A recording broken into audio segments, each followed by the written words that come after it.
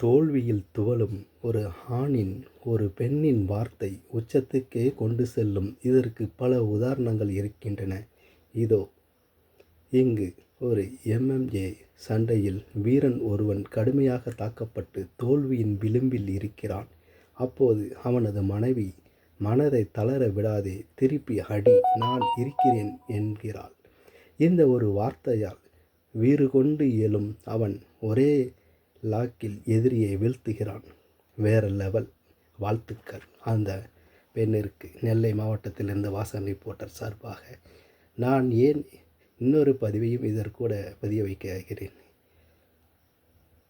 மனைவிமார்கள் நினைத்தால் ஒரு ஆணை திருத்தலாம் என்ற நோக்கத்தில் இருக்கும்போது, அப்போ குற்ற செயல்களில் இருப்பவர்களையும் குடிக்கிறவர்களையும் அன்பாக இது போன்ற பாசத்தின் உணர்வு மூலமாக சொல்லி அவர்களை திருத்தலாமே. அப்படி திருத்தினால் நமது நாடும் இந்த நாட்டுக்கு நல்ல ஒரு பெயரை வாங்கித்தரும். அதே நேரத்தில் அந்த குடும்பமும் நல்லா பிழைத்திருக்குமே. இதை ஏன் செய்யவில்லை என்கிறது எனது ஒரு கேள்வியாக வைக்கிறேன்.